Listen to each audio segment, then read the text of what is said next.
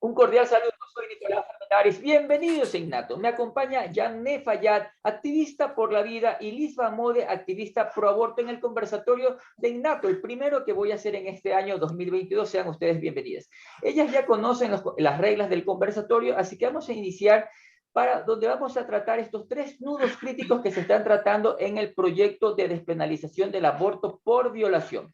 Vamos a iniciar con la activista por la vida, Yanné Fayad, con el tema: ¿por qué se debería considerar que la víctima de violación no requiere de una denuncia o declaración jurada para practicarse un aborto? Iniciamos 2 minutos con su intervención ahora. Bien, o sea, yo considero que sí se necesita. Pero en primer lugar, muchísimas gracias por la invitación. La verdad es que es bonito tener este tipo de conversatorios donde uno puede exponer francamente, ¿no? A ver, la Corte Constitucional, cuando dictamina esta sentencia, ¿no? Donde le permite a las mujeres que han sufrido un aborto, es una violación, acceder al aborto, pide algunas cosas, ¿no? ¿Por qué es tan importante lo que pide la Corte Constitucional? Porque resulta que está en juego el artículo 45. Entonces no se lo pueden tomar a la ligera.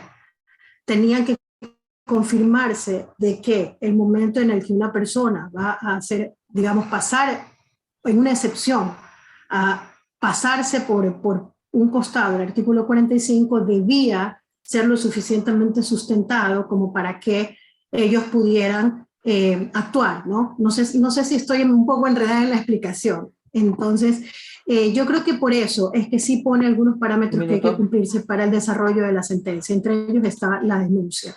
La denuncia se protege más que nada a la víctima. ¿Por qué? Porque hay muchas mujeres y menores de edad que están viviendo en un entorno de violencia.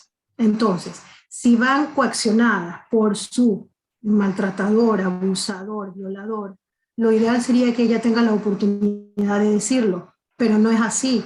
O sea, lo que están proponiendo es que se llene un formulario y practique el aborto. Esta chica podría regresar a su casa con su propio violador y en cambio de otra manera estaría más protegida, ¿no? Aparte de que la denuncia es la posibilidad de meter en la cárcel a un violador, a algún abusador. Entonces, es también la posibilidad de confirmar que también se ha dado un hecho, y la verdad es que esas denuncias deberían estar acompañadas por un protocolo que perfeccione. Tenemos 2 minutos, luego pasamos, estamos recién comenzando, calentando los motores. Pasamos con el mismo tema con Lisba Mode, iniciamos 2 minutos ahora. Bueno, muchas gracias, Nicolás y Yamde. Sí, con el tema de lo de la denuncia, sí es importante manejar el tema de las cifras actuales que estamos teniendo. Y de acuerdo, y uno de los principales incentivos que han tenido cada uno de las organizaciones que han trabajado por justamente la promoción o la promulgación de esta ley, es las cifras que tenemos, y es que desde el 2008 hasta el 2018 llegamos a tener cerca de 20.052 niñas menores de 14 años que dieron a luz, ¿sí? Y es importante identificar que si hay denuncia, está bien, se va a identificar en este caso al agresor, pero también es importante identificar qué es lo que sucede con esto. O sea, a la final, la persona o estas niñas, en su caso, en su efecto, tendrán que, o sea, si no denuncian, también van a tener que hacerse cargo de esto. Entonces, sí es una situación compleja, porque a la final estamos generando un ciclo de pobreza que se va dando continuamente. Las cifras aquí en el Ecuador son importantísimas tomarlas en cuenta, porque a nivel de América Latina somos el segundo país con mayor nivel de embarazos a adolescentes, y realmente si vamos por más cifras, o sea, realmente esto se vuelve complejo cada vez más. Así que yo pienso que esto es uno de los elementos principales del tema de la denuncia. 10 segundos. Bien, estábamos con 10 segundos. Bueno, en la segunda ronda intervengo. Vamos a iniciar esta segunda ronda con Yamne, con el segundo tema. Luego la tercera ronda la iniciaremos con Liz. Bien, el tema es el siguiente. El segundo nudo crítico se centra en la temporalidad. ¿Cómo podría considerar tiempos acordes para practicar un aborto? Iniciamos, Yamne Fayad, 2 minutos ahora. Bien, a mí me parece que es imperativo, porque según la temporalidad es el procedimiento. Parece que eso lo han minimizado al extremo. No se puede usar cualquier procedimiento con cualquier mujer.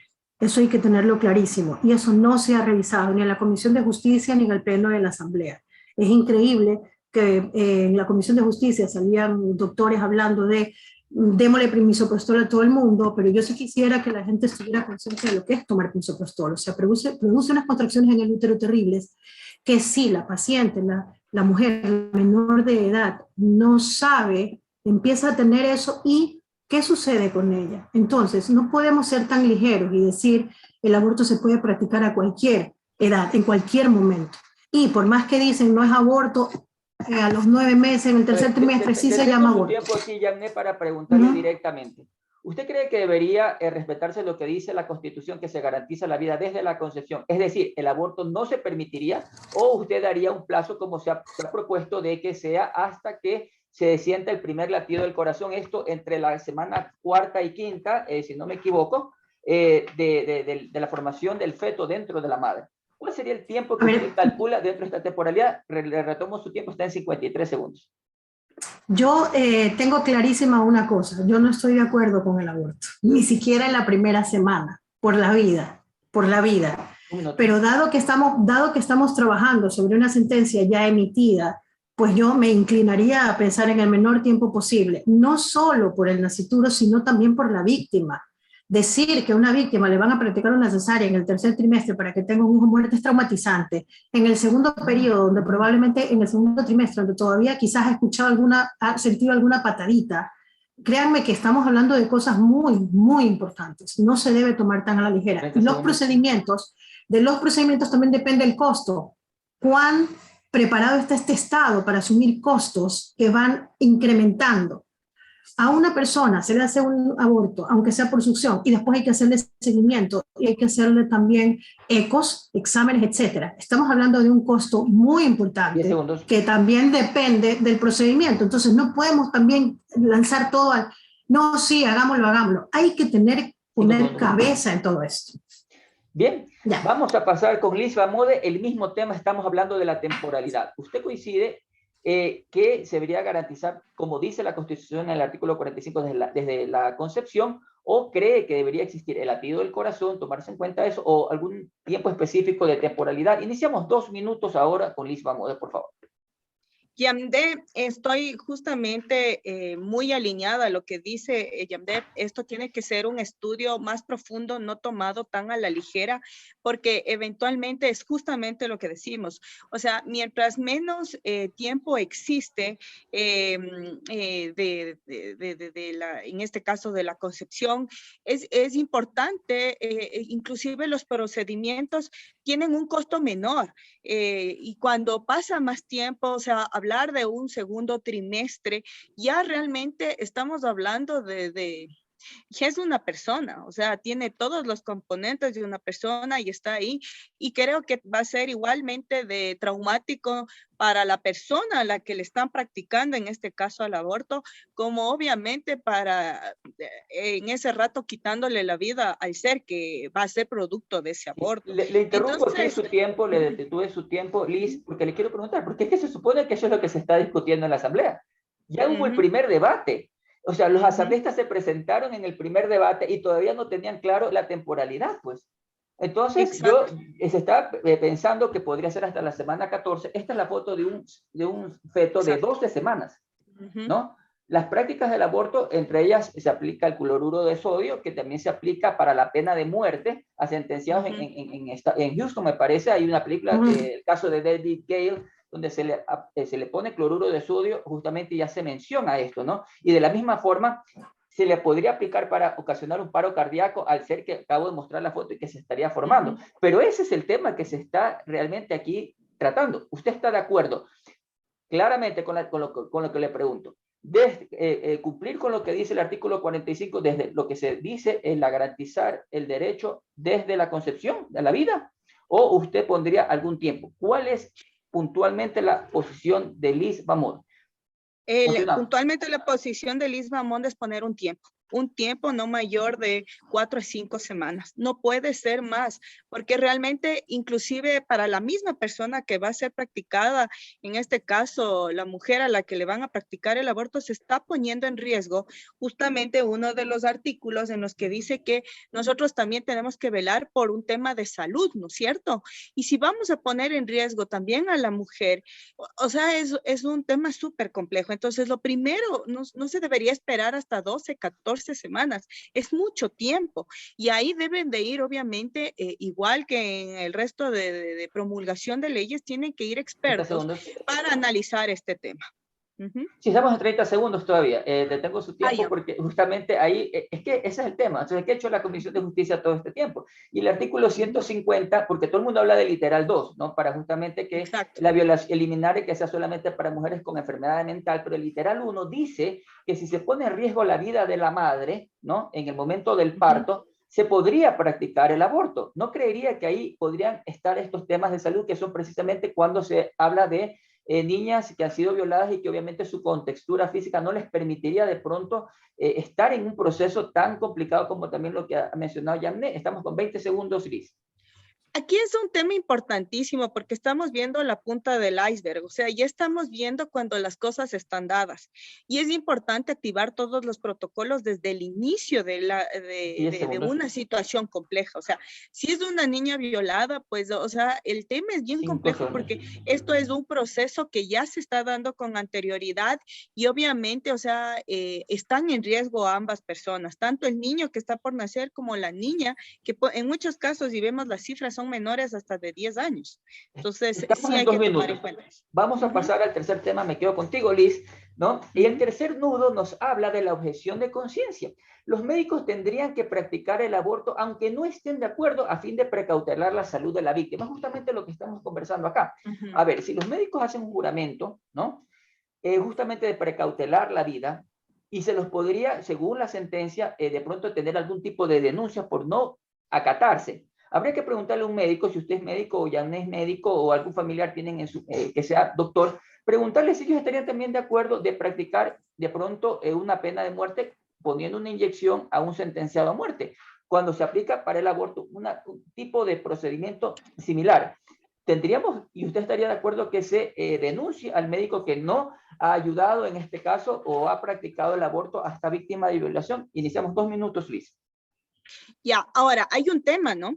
Estamos hablando, y vuelvo y repito, es como que estamos hablando desde un punto muy parcializado y también tenemos que, o sea, darnos cuenta que si estamos hablando de niñas que sufrieron un tema de violencia sexual en este caso.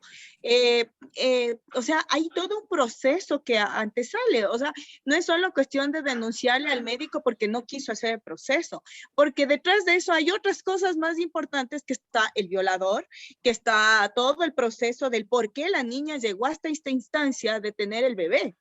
Y si nosotros solo nos detenemos en una de las partes, que en este caso va a ser el médico, ¿y dónde está el resto? ¿Dónde está ese sistema que permitió que una niña de 10 años venga a dar a luz? Esto es también parte y tiene que ser parte también de la investigación y del trabajo de todo esto, porque para que llegue una niña hasta ese punto es porque se dieron situaciones complejas. Usted habló de que 14,000 niñas estarían dando a luz, que hay una cifra, pero no necesariamente el que una niña o una mujer, o en este caso una mujer, porque no sé si netamente son niñas menores de edad a lo que usted hizo referencia. Estamos hablando de, en el Ecuador hay 14 niñas dando a luz y 159 niñas, adolescentes dan a luz cada año. Ya, entonces, pero siendo víctimas de violación. Claro. Sí, son producto de violencia sexual, exactamente. Ya, ok. o sea, y existe algún tipo de denuncia, esto está comprobado contra las denuncias que se está presentando. Estos registros o estos datos están dados justamente en base a las denuncias que se han dado. Esto es recién solo las denuncias. Imagínense cuántas niñas no llegan ni siquiera a denunciar por ser silenciadas por su mismo entorno familiar, ser silenciadas por diferentes formas. Entonces, solo estamos hablando de los datos oficiales. Ya, Cuando hablemos ya... Pero, a ver, estas niñas supuestamente han tenido un hijo por la violación, ¿correcto? Pero, por ejemplo, una cosa es el delito de la violación, las cifras de violación que no necesariamente terminan en brazos. Usted está diciendo que estas señoritas han tenido un hijo de un violador. Estas son las cifras que usted estaría dando. Sí, ¿De dónde esas usted son obtuvo las esas cifras. cifras? ¿De dónde usted obtuvo esas cifras? Estamos del CIAF 2019, justamente. CIAF 2019, correcto. Exactamente. A ver, continuamos con el minuto de su tiempo. Que, a ver, ahí le pongo un minuto ya. Ya, y otra cosa que es importante tomar en cuenta, o sea, estas niñas son personas que están, aquí justamente tenemos que dentro de esto, tenía aquí yo unos datos que también me gustaría compartirlos con ustedes. Teníamos 3 fueron violadas, 17 mujeres murieron a consecuencia de la violación, 449 son violadas por familiares, 717 víctimas son menores. Esto es solo temas de denuncia de violación. Son menores de 10 años. O sea, si ustedes ven a una niña menor de 10 años, 9, 10 años, y que ya haya sucedido una situación de violación, el tema es súper complejo. Bien, estamos con 10 segundos todavía. Bueno, vamos a pasar con Yanné Fayad sobre el mismo tema. Iniciamos Yanné Fayad ahora, 2 minutos. Es sobre la objeción de conciencia, ¿verdad? Bien, a mí lo que me preocupa es que yo sí veo cierta como imprecisión en la sentencia, ¿no? Perdón, no es en la sentencia, es en lo que la comisión presenta. Por una parte dice que se respeta el derecho a la objeción de conciencia, pero por otra les dicen que no pueden hacer uso de una objeción colectiva. Y por último, deposita en el profesional la responsabilidad de derivar a esa persona a donde alguien que sí practique. Es decir, a mí sí me preocupa porque si llegan en una emergencia, una persona que llega violada, yo le tengo que practicar según el protocolo actual, el que ahorita se está revisando, es llegas, practicas el aborto, después de 24 horas si la persona quiere denunciar, lo que me parece tremendamente irresponsable, ¿ya? Entonces, ¿qué hace ese doctor? Si en ese momento no tiene a la mano el nombre de la otra persona, ¿qué hace? Tiene que irse en contra de su propia conciencia para practicarlo. Pero a ver, si usted hace mención de un caso de emergencia, el doctor va a precautelar la vida, obviamente, de la madre. Es lógico, lo va a hacer, ¿no? No hablo de emergencia obstétrica. Estoy hablando de emergencia de una violación en la madrugada.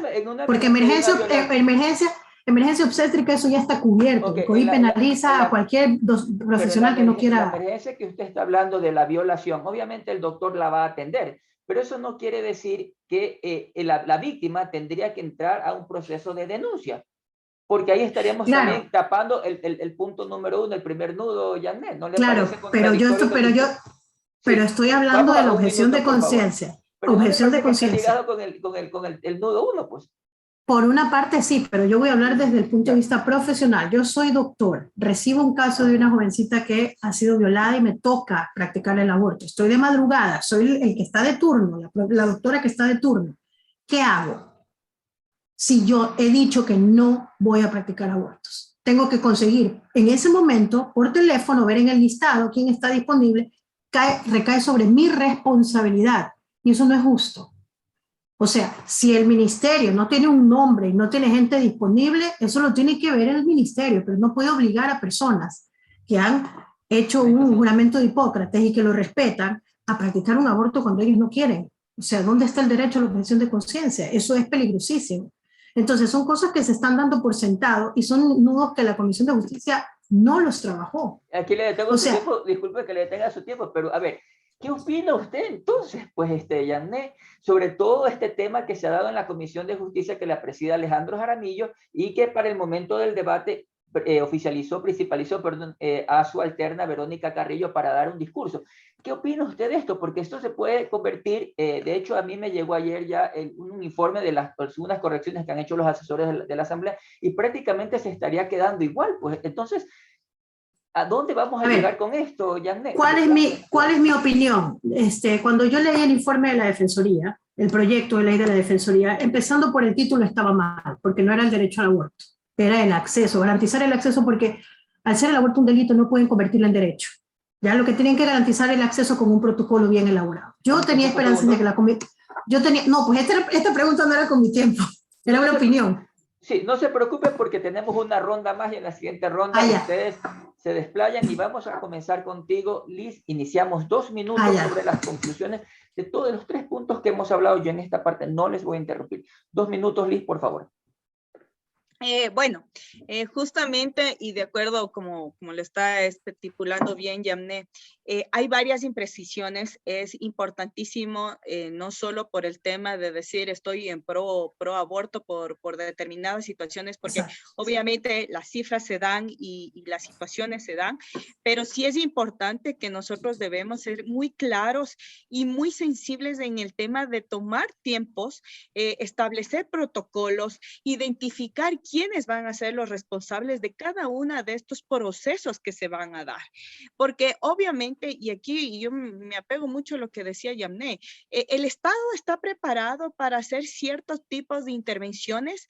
Tenemos el dinero suficiente como para garantizar, vamos a poner en riesgo no solo la vida de la madre, sino también, o sea, más bien dicho, ya no es solo cuestión de la vida del ser que está dentro de la madre, sino también de la madre como tal, porque no vamos a decir que vamos a llegar a una intervención en un segundo trimestre que esté muy avanzado el embarazo y realmente poner en riesgo la vida también de la madre, ¿no? Entonces, y recaer la responsabilidad y decir, miren, yo llegué y el doctor no quiso hacerlo. ¿Y por qué? O sea, y aquí yo comienzo a decir, es toda una situación de un sistema como tal.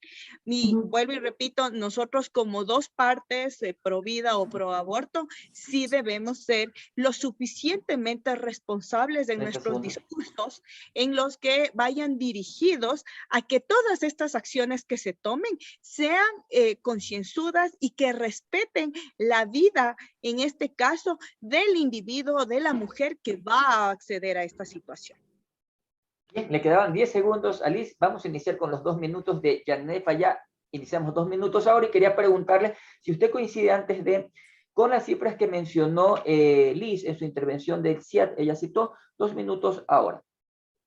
No, las cifras que nosotros manejamos, y específicamente he estado bajándome de bastantes años, las cifras de los embarazos de menores de edad. En la legislación ecuatoriana se consideran niñas de hasta menos de 12 años, de ahí son adolescentes. Yo tengo que de menores de 14 nacieron 2.926, del 2015 al 2020. Tenemos un problema serísimo de uniones tempranas. Entonces, ¿qué es lo que pasa? Que como tenemos una regulación en el país que dice que toda relación con menor de 14 es violación, estamos confundiéndonos y estamos minimizando un problema serísimo que es el de uniones tempranas. O sea, no todos son por violación definitivamente. Específicamente en el Oriente hay bastantes lugares, poblaciones donde las niñas empiezan su vida sexual desde los 12 años y ya tienen parejas y tienen hijos y viven, y es muy normal. En eso se debería trabajar a fondo. Pero si nos empezamos a decir que todo es violación, estamos evitando que la mirada se dirija hacia allá. Un NIE es que empiece a ir al fondo del problema. También, las provincias más elevadas también están Guayas, Manabí. Eso en cuanto a cifras. De allí yo coincido muchísimo en que esto amerita un trabajo a fondo, coincido con Lisa, en que más allá de ser pro vida o pro muerte, hay que, pro aborto, hay que meterle cabeza. O sea, lo que pasó en la comisión fue terrible, créanme. Yo tengo todos los videos, vimos todas las comparecencias, y todo era con sesgo. Entonces yo decía, ¿dónde está un experto de verdad que nos hable de por qué conviene o no conviene la temporalidad? ¿Dónde hay un experto que hable de costos? ¿Dónde hay un experto que hable de procedimiento? Entonces yo salí muy decepcionada, pero veo que se está repitiendo todo en la asamblea. La polarización en lugar de meterle cabeza al tema y decir lo que es posible y lo que no es posible. Entonces basarnos en frases reales y decir, por Dios, las violaciones se siguen dando más de 3.000 denuncias anuales. Y en los países donde se dio el aborto por violación, ¿qué hicieron esos países? Se calmaron porque ya no había un producto de la violación, y entonces tenemos que en Colombia, en Panamá y en Brasil han subido las cifras de violación. ¿Por qué? Porque ya nadie está mirando la violación. Bien, eso nos espera. Bien, vamos a pasar con los 2 minutos de conclusiones finales. Como ustedes vieron, el tiempo se va bastante rápido en los conversatorios. Sin embargo, yo antes de pasar a estos 2 minutos de conclusiones, quiero felicitarles porque eso es justamente la capacidad de razonamiento que tiene el ser humano para encontrar las coincidencias más que las diferencias, para solucionar un problema que a todos nos perjudica como sociedad. Vamos a iniciar con los 2 minutos de conclusiones finales con Yamne Fayad, me quedo contigo, para luego pasar con Lisva Mode. Iniciamos 2 minutos ahora, Yamne, por favor. Ayer yo tuve una conversación con una persona que me hizo una pregunta puntual y me decía que por qué yo estoy en esta causa. Y yo le dije, y por eso yo hago la corrección por la vida y no por pro vida. Porque yo siento que a mí me interesa la vida, no solo del nascituro, sino de los jóvenes. Tengo 24 años trabajando con niños y jóvenes. Y créanme que mi compromiso es con ellos también. Para mí, la manipulación de cifras o la manipulación de edades es vergonzosa. El que todo nazca de un artículo 150 de COIP, que era para mujeres, y de repente empezaron a tocar la fibra con las menores, es algo que no lo acepto. Esa realidad debe ser trabajada desde otro punto de vista. Pedir especificación a las autoridades de que nos digan qué mismo es por uniones tempranas. La UNICEF y la UNFPA dicen que 1 de 4 niñas, 1 de 4 mujeres ha tenido hijos desde antes de los 18. No todos son por violación, sino también por un problema estructural. Entonces, para mí, todo esto lo que está haciendo es que los estados se acomoden y ganen o pierdan diferentes sectores, y no se trata de eso, se trata de tener jóvenes que tengan cabeza, que tengan responsabilidad, librar de violencia. Yo no sé cuándo empezamos a trabajar en salud, seguridad y educación, que son los 3 ejes que para mí son vitales para que un país avance, y yo creo que estamos estancados, y ahorita nos estamos tapando los ojos diciendo, solucionamos el problema de violencia contra las mujeres y las niñas con el aborto por violación, cuando lo más terrible es la violación. Nadie, ninguna mujer, niña, menor u hombre o niño debe ser sometido a una violación. Ninguno. El Estado debe luchar para que eso no pase. Bien, y estamos conformándonos con un aborto. Pero sin embargo es lo que en este momento se está planteando. Y lo que es que no piensan en nada más. No, pero es lo que prácticamente, porque aquí está muy claro, o sea, el mensaje que se está enviando de que, porque como ya existe una sentencia, ya es mandatoria y se tendrá que cumplir, es lo que se estaría interpretando, ¿no? Y por eso, sí, todo lo que usted está haciendo mención, obviamente que son necesarios como políticas, porque las políticas ya existen, pero la cosa es que no se cumplen. Iniciamos 2 minutos, Liz, con usted 2 minutos ahora.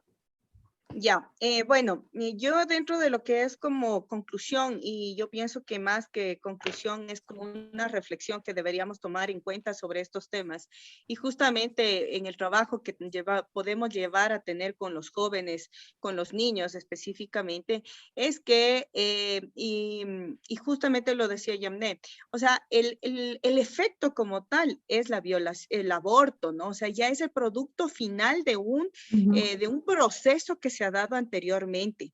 Y en sí, lo que se debería debatir y lo que se debería ver es qué es lo que sucede previo a estas situaciones, que viene a ser propiamente el tema de una violación, viene a ser toda esta situación.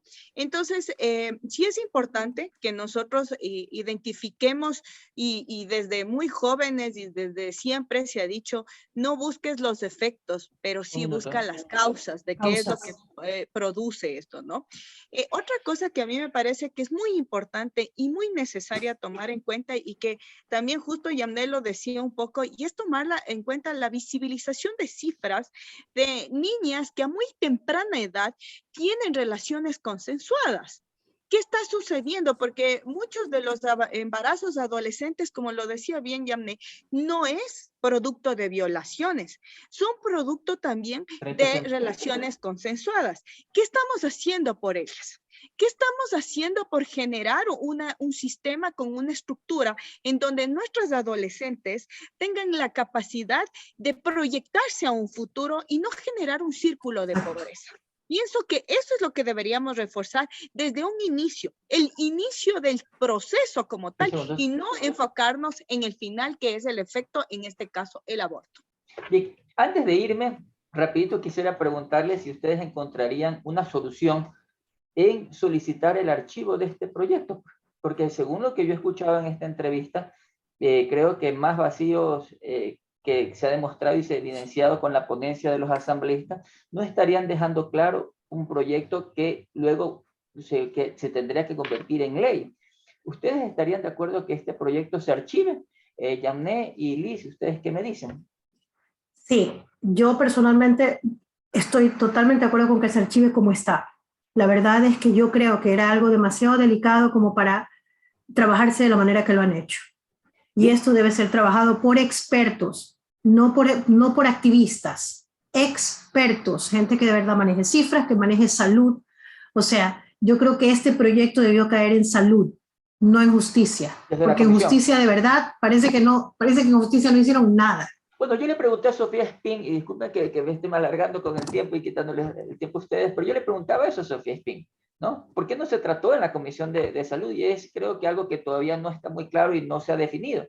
Liz, ¿usted cree que este proyecto, tal como está, indistinta a la posición que mantenga, ¿usted cree que este proyecto carece de sustentos como para convertirse en ley? ¿Usted estaría de acuerdo y de que el proyecto se archive y luego se vuelva a debatir, como lo que menciona Yané, con base a criterios de expertos? ¿Cuál es su opinión, Liz? Sí, justamente yo también pienso que sí se debería archivar. Sí, sé que muchas de las activistas han trabajado y para ellas ha sido un hito como tal llegar hasta este punto, pero yo pienso que también dentro del activismo una de las principales frases ha sido es que esto es un tema de salud. Y si estamos hablando de que es un tema de salud, justo como lo dijo Yamné, ¿por qué enviarlo directamente a un tema de justicia? Esto tiene que ser evaluado justamente por personas y expertos que estén dentro del tema de salud y que identifiquen hasta dónde nosotros, hasta las mismas mujeres, podemos o no poner en riesgo nuestras vidas. ¿Sí? Si estamos hablando de que queremos que nuestro cuerpo sea un tema de derecho por nuestro cuerpo y nuestra salud, pongámoslo también desde un punto de vista de salud. Y para ello, obviamente, debería ser evaluado por expertos que trabajen directamente en esos temas. Bien, quiero agradecerle a Yamné y a Lisa por acompañarme acá en este programa Ciudadano que entrevista a todos por igual. Me agrada mucho realmente haber hecho este conversatorio porque es importante sacar opiniones concretas y mensajes para que la ciudadanía, como siempre le digo, saque sus conclusiones. Creo que es importante esta unión entre ecuatorianos, entre ciudadanos, siempre precautelar el bien y eliminar sobre todo la violencia, porque como siempre lo digo, sin violador no habría aborto, no mata un hombre, no mata una mujer, mata un criminal. Con eso me despido y ustedes, queridos ciudadanos, gracias por seguirme a través de las redes sociales. Nos vemos en un próximo programa. Muchas gracias.